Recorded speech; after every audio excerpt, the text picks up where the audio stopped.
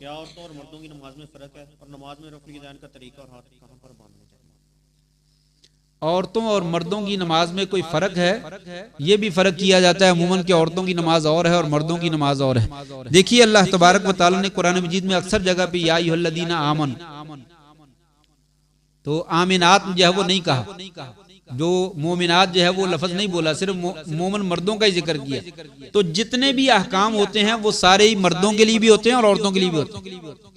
या अय्युहल्लज़ीना आमनू कुतिबा अलैकुमुस सियाम, औरतों का जिक्र कहाँ है? ऐ ईमानदार लोगों तुम्हारे ऊपर रोजे फर्ज कर दिए गए। और ये आमनू मर्दों का सीगा है, औरतों का सीगा नहीं है, लफ्ज नहीं है। तो लिहाजा जहां कहीं मर्दों का हुक्म आ जाए वहां पे औरतें भी शामिल होती हैं। अगर औरतों के लिए स्पेशल कोई हुक्म देना हो तो शरीयत अलहदा से जिक्र करती है कि ऐ औरतों ये हुक्म तुम्हारे लिए है, ये काम तुमने नहीं करना। नमाज की तफसील के बारे में शरीयत ने कहीं पे भी वो फर्क जिक्र नहीं किए जो आज हम फर्क करते हैं कि औरत जो है वो सुकड़ कर सजदा करे, अपनी जो है वो बाजू जो है वो रान पेट के साथ मिला ले, रान के साथ मिला ले, और कमर जमीन के साथ मिला ले, इस तरीके से सजदा करे। बाजार में बेशक नंगे मुंह चली जाए कोई मसला नहीं, नमाज ऐसे ही पढ़े। बाजार में पर्दा भी ना करे, मर्दों से हंस हंस के बातें कर ले, कोई मसला नहीं, लेकिन नमाज ऐसे पढ़े। ये किसने कहा? ये किसने कहा? ये आप सल्लल्लाहु अलैहि वसल्लम का फरमान नहीं है।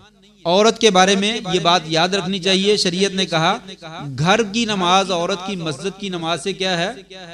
अफजल है, कहीं ज्यादा बेहतर है। वो जमात में भी मस्जिद में पढ़े तब भी अफजल नहीं। घर में वो अकेली नमाज पढ़े तो मस्जिद की नमाज से उसकी नमाज अफजल है। और इससे बढ़कर कहा घर में अगर 2 कमरे हैं, एक कमरा बाहर वाले दरवाजे के पास है और एक कमरा अंदर है, हदीस के लफ्ज हैं अगर वो अंदर वाले कमरे में नमाज पढ़े तो दरवाजे वाले कमरे के साथ नमाज पढ़ने से कहीं ज्यादा बेहतर कि वो पर्दे में जितना नमाज पढ़ेगी वो क्या है? अफजल है। तो जब उसने पर्दे में पढ़नी तो सुकड़ के क्यों पढ़नी उसने? वो तमाम नमाज सही पढ़े, सजदा भी सही करे, रुकू भी सही करे। उसको किसने कहा? मर्द जो है वो हाथ बांधे तो यहाँ पे बांधे, औरतें बांधे तो यहाँ पे बांधे। क्यों भाई? ये किसने फर्क किया? औरत यहाँ पे हाथ बांधे और मर्द यहाँ पे बांधे, ये किसने फर्क किया? नबी करीम सल्लल्लाहु अलैहि वसल्लम ने फर्क नहीं किया, ये लोगों ने खुद बनाए हुए। मर्दों को भी ऊपर ही बांधने का हुक्म है और औरतों को भी ऊपर ही बांधने का हुक्म।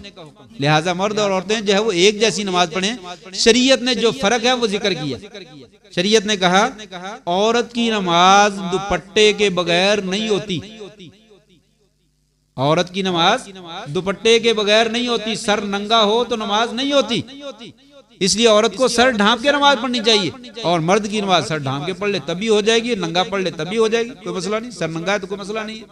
लेकिन औरत के लिए दुपट्टा जो है वो कहा जब औरत बालिग और हो जाए उसकी नमाज दुपट्टे के बगैर नहीं होती। ये फर्क आपने बयान किया, ये फर्क होना चाहिए।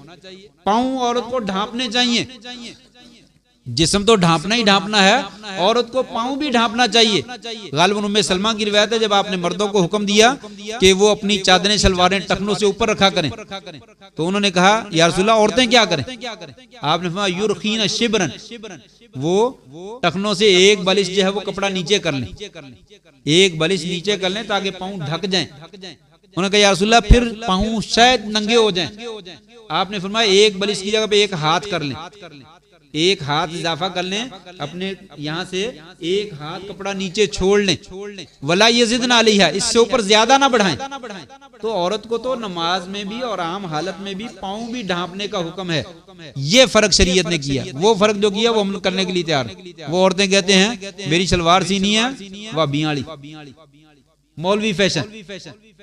और मर्दों की पैंटें जो है वो नीचे लटकती फिरती हैं, गंदी फटी पड़ती हैं नीचे से, और औरतें जो है वो मौलवी फैशन बनाकर जो है वो आधी आधी पिंडियां जो है वो नंगी करके चलती हैं। ये किसने फर्क किए? ये दुनियादारी में और दीन में हमने सारे खुद ही फर्क बना दिए सारे। तो औरतों को पाँव ढांपने का हुक्म है, ये फर्क शरीयत ने जिक्र किया है। वो सुकड़ कर नमाज पढ़ने का जो हुक्म दिया वो नहीं है, वो दुरुस्त नहीं है। आप सल्लम की किसी हदीस से जो है वो साबित नहीं है। और चादर लपेटे पूरे जिस्म के ऊपर, उसका पूरा जिस्म ढका हुआ हो, मर्दों से हटकर अंदर वाले कमरे कमरे में जाकर नमाज पढ़े, रुकू भी सही करे, सजदा भी सही करे, जिस तरीके से मर्द करते हैं उसी तरीके से करे। शरीयत ने ये फर्क नहीं किया। बाकी हाथ बांधने का तरीका क्या है? रफ़ाइदैन जो है दो तरीकों से किया जाता है। ये कंधे हैं, शरीयत में हज़्व मन के बे के लफ्ज़ आते हैं, अपने कंधों के बराबर हाथ उठाए। ये जो रफ़ाइदैन करते हैं, अल्लाहु अकबर, अल्लाहु अकबर, समी अल्लाहु लिमन हमिदा, ये यहाँ से रफ़ाइदैन क्या होता है? ये मजाक है, ये नहीं करना चाहिए। हाथ बांधे हैं, अल्लाह, यहाँ से रुकू चढ़े, अल्लाह, इतना सा रफ़ाइदैन क्या होता है? ये रफ़ाइदैन ऊपर उठाया, कंधे के बराबर लाएं, या कानों की लौ जो है नीचे वाला हिस्सा यहाँ तक बराबर है। इसको पकड़ना नहीं है, इसको हाथ नहीं लगाने, ये किसी हदीस में नहीं आता। इसके बराबर करने, हियाला उदो नहीं ही, कानों के बराबर करे, या हद व मन की बई अपने कंधों के बराबर करे। इतने बराबर हो जाएं ये भी ठीक है, कोई मसला नहीं, इतने कम से कम आए, लेकिन इसे नीचे नहीं आने चाहिए। इतने बराबर हों, और या कंधों के कानों के बराबर हो जाए, या दोनों के बराबर कर लें। हाथ जो है नीचे वाला हिस्सा कंधों के बराबर आ जाए, उंगलियां जो है वो कानों के बराबर आ जाए, ये बहुत अच्छी बात, दोनों पे अमल हो जाएगा। इतने हाथ उठा कर जाए और रफ़ाइदैन करना चाहिए। बाकी हाथ बांधने जो है वो सीने पे बांधने चाहिए। मुस्नद इब्ने खुज़ैमा, सही इब्ने खुज़ैमा में भी, मुस्नद अहमद के अंदर भी, जो सबसे सही रिवायत है। सही बात यह है, ये सब लोगों को जानना चाहिए, ताकि कभी किसी से बात करनी हो तो इंसान कभी फड़ ना मार दे। 100% सही रिवायत हाथ बांधने के बारे में नहीं है कि कहां पे बांधने चाहिए, 100%। लेकिन 90%, 80% ये है, और कुछ जो है वो 5% है, और कुछ भी फीसद नहीं है। नाफ से नीचे हाथ बांधने वाली रिवायत जो है ना, बिल्कुल जीरो है, जीरो से भी नीचे है। इमाम नबवी रहमहुल्लाह का कौल मौजूद है कि तमाम उलमा मुहद्दिसीन का इत्तिफाक है, नाफ से नीचे हाथ बांधने वाली रिवायत बिल्कुल ज़ईफ है। ये शाफी उलमा के बहुत बड़े आलिम है इमाम नबवी रहमहुल्लाह, वो फरमाते हैं नाफ के नीचे हाथ बांधने वाली रिवायत बिल्कुल ज़ईफ है। इत्तफ़क़ल हुफ़्फ़ाज़, तमाम मुहद्दिसीन जो है वो मुत्तफ़िक़ हैं कि ये ज़ईफ है। या तो नाफ से ऊपर बांधने चाहिए, या सीने पे बांधने चाहिए। और सीने पे बांधने वाली जो है वो मुस्नद अहमद में भी मौजूद है, उसको बाज़ उलमा ने हसन दर्जे का कहा, यानी 80%, 85%, 90% रिवायत सही है।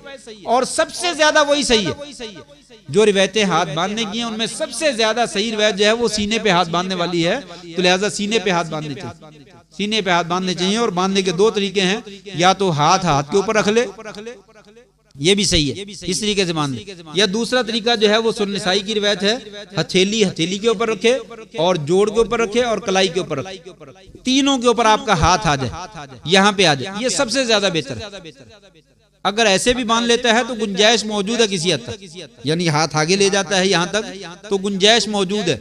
लेकिन ज्यादा बेहतर है, सबसे ज्यादा जो हदीस के लफ्ज हैं, दायां हाथ बाएं हाथ की हथेली पे आ जाए, जोड़ के ऊपर आ जाए, और कलाई के ऊपर आ जाए, ये तीनों जगह पे हाथ जो है वो रखना चाहिए। ये सबसे ज्यादा जो है वो अफजल तरीका और सही तरीका है। यहाँ पे हाथ रख कर सीने पे जो है वो बांधे, इंशाल्लाह ये सबसे अफजल और सबसे ज्यादा दुरुस्त तरीका है।